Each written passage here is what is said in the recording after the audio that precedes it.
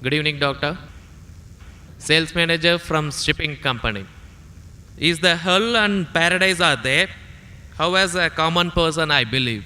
I don't believe in any religion. Well, ask the question that, how do I know there's hell and heaven? How will a common man believe? I don't believe in a religion. Brother, what is the definition of religion?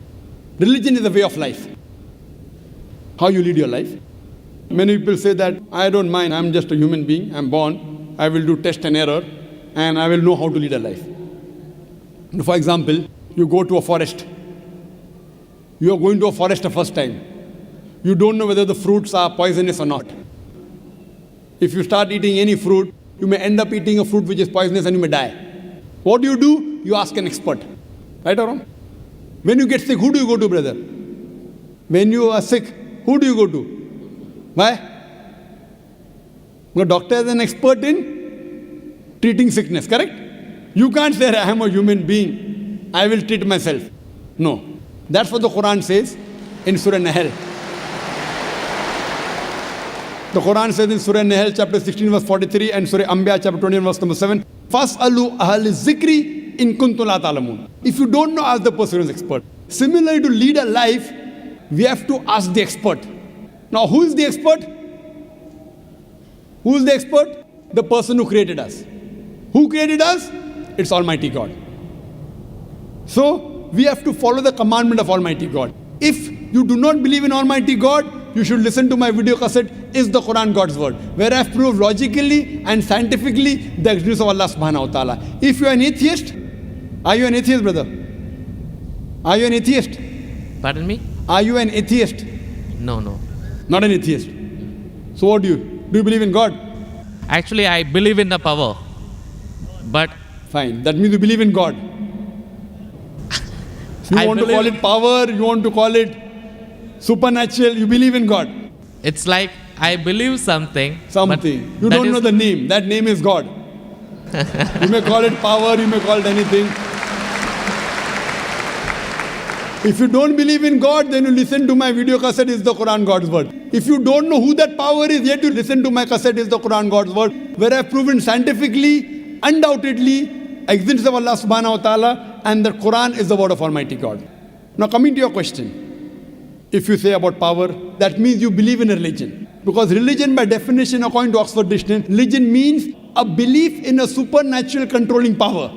Power word is there. That means you believe in a religion. Religion, according to Oxford Dictionary, means a belief in a supernatural controlling power, a personal God or gods that deserve obedience and worship. That means you believe in religion, you don't know the definition of religion. So don't say, I don't believe in religion. Religion is English word, brother. Religion is English word. If you open the Oxford Dictionary, it says, religion means a belief in a superhuman controlling power, and you believe in a power. Or a personal God or God that deserve worship or obedience. To know more about that power, you see my video because it is the Quran God's Word. Now coming to your question, basic question, how will I prove that there is hell and heaven? Now if you hear my video cassette, I have proved many scientific aspects in the Quran. If you use science to the Quran, what we come to know that whatever the Quran has said today, 80% can be proved to be 100% correct scientifically. Quran speaks about various scientific facts, which we came to know recently. It speaks about astronomy, it speaks about the spherical nature of the earth, it speaks about the Big Bang, it speaks about the light of the moon is not its own reflected light, it speaks about the water cycle, it speaks about biology, it speaks about botany, it speaks about zoology, it speaks about embryology, all these things. Now, today is the age of science and technology. If we put this test of science to the Quran, what we come to know, 80% whatever the Quran has said is 100% perfectly correct. The balance 20% is ambiguous. Neither right, neither wrong. Out of the 20%, not even 0.01% has been proved to be wrong by scientific fact. It is ambiguous. So what my logic says, when 80% is 100% correct, and not even 0.01% of the 20% is proved wrong, so my logic says that inshallah, even that 20% will be correct.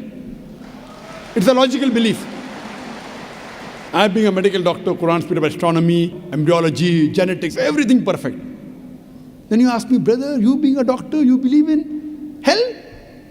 believe in heaven? You believe in jinn? You believe in life after death? So my logic says, inshallah, even the other 20% in the Quran, which science hasn't reached up to that level. Science cannot prove it. Maybe science will prove 50 years later or 10 years later.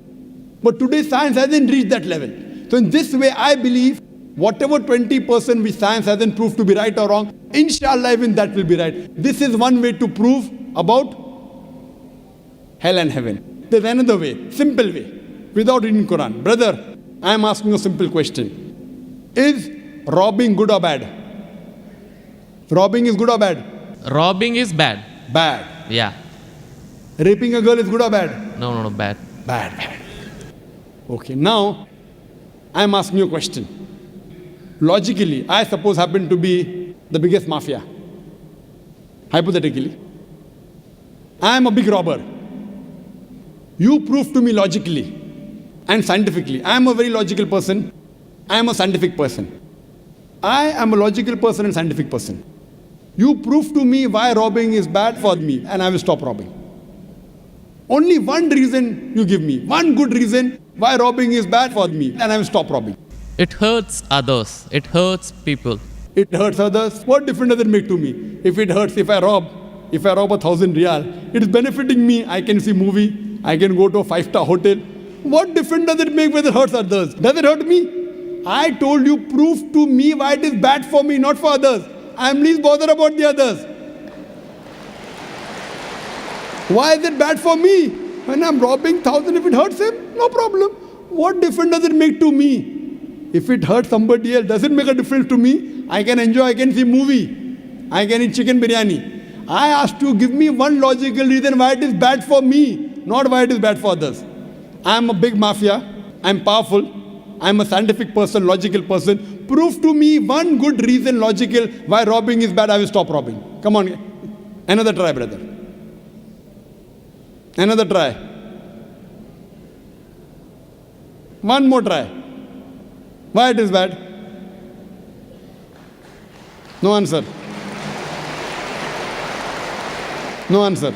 Try. There are 20, 30 reasons, 100 reasons you can give. Actually, as you said, the religion means the way of life. Not religion. Why robbing is bad? Tell me. Don't go to religion. No.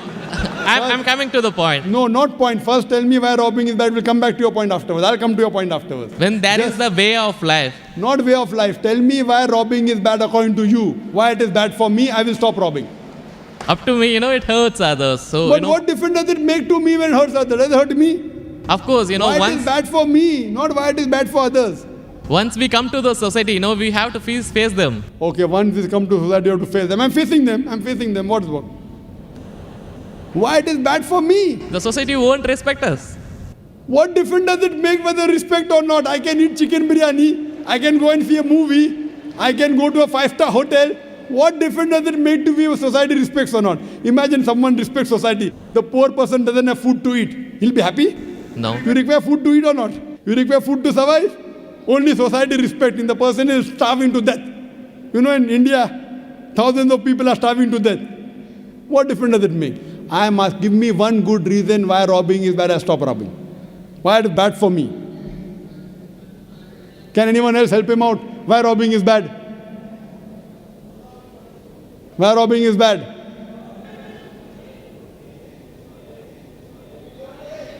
There are various answers. I'll help you out. You may say, police will catch you.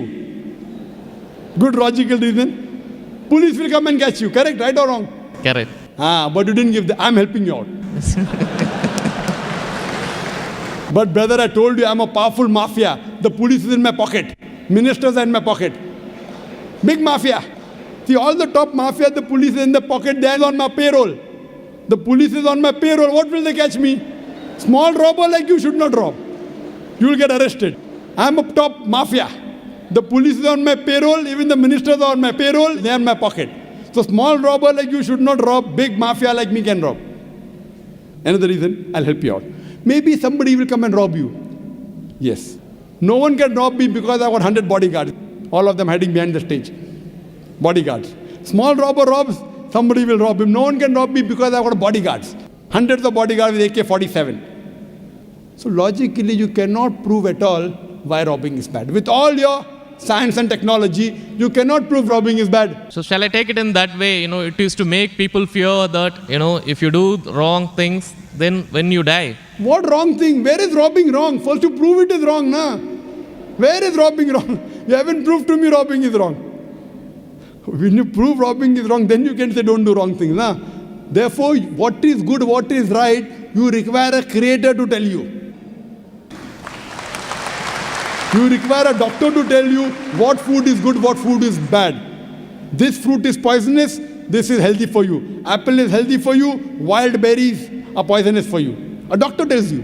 There's no better doctor than Allah subhanahu wa ta'ala. Logically speaking, brother, that mafia has got bodyguards. No one can harm him. And believe me, there are many examples. He dies a very comfortable death. But I am asking a simple question now, brother. Don't you think that there should be justice? Brother? Yes. Justice. Someone should punish him or not? Law is there. But the law cannot punish every human being here. Why? There are many mafias in Italy. There are many underworld people in India. And the law can't do anything to them. The law is in their pocket. But yet, you as a common man, don't you think you should be punished? Raping is good or bad? There are many people who rape. They rape the girls. No, nothing. The law cannot catch them. So don't you think he should be punished? Yes or no? Yes. But there are many people you see in this world who are big mafias. They die comfortable, that they are rich, they are millionaires. There should be some justice. The reply is given by Creator. Surah Al-Imran, chapter number 3, verse number 185. Allah says, Kullu nafsin zaikatul maut. Every soul shall have a taste of death. But the final recompense will be on the day of judgment. This life is just mere chattels of deception. If there is no life after death, this life is of injustice. What we say, that the total justice would be on the day of judgment. Our Creator Almighty God will give justice. I tell the person, fine, you may be a big robber. For example, you are that mafia, now I am a Muslim. No one can harm you. Police is in your pocket. Then I ask you, justice is required. Yes. If someone robs you, no one can rob you, agree. But don't you feel there should be justice? There are many robbers, there are many evils, there are many criminals who go scot-free. Unless there is life after death, you cannot prove robbing is bad. You cannot prove raping is bad. Unless there is life after death, no humanity, no book on humanity, no Mother Teresa, no Mahatma Gandhi can prove robbing is bad without the concept of life after death. Because I am asking you a question. History tells us Hitler incinerated 6 million Jews. How many Jews? 6 million. 6 million. Suppose the law catches Hitler. What punishment can you give Hitler so that you can compensate for? He has burnt 6 million Jews alive. Can you give him any punishment? Brother. We have to put him in jail till his life death. Okay, will it be equivalent to burning 6 million Jews? Is burning better or putting in jail better? It's burning is, of course. So maximum you can do is burn him alive. But that will be equal to 1 out of 6 million. What about the remaining 5,999,999 people? What about that?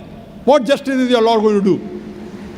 But the Quran says in Surah Nisa, chapter number 4, verse number 56, as to those who reject our signs, we shall cast them in the hellfire, and as often as the skins are roasted, we shall give them fresh skin so that they shall feel the pain.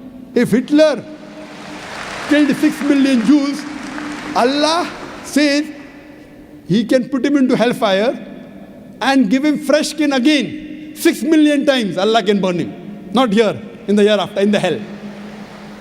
So only way I can prevent Hitler from killing 6 million Jews is tell him that here you kill 6 million Jews, Allah will burn you 12 million times in the hereafter. You can't give him that thing here. What you realize, without the concept of hell and heaven, you cannot prove robbing is bad. You cannot prove raping is bad. That's the reason our Creator Almighty God, who has created the human beings, He tells us what is good, what is bad for us. And He tells us the rules and regulations. This is called as religion. So first you have to find out which book is the authentic book which has been revealed by this Almighty God. And when you do research, you will come to it, that is the Quran. All the scriptures speak about Almighty God, and all the scriptures they point out to the last and final revelation, the Quran, and last and final messenger, Prophet Muhammad, peace be upon him. Hope that answers the question.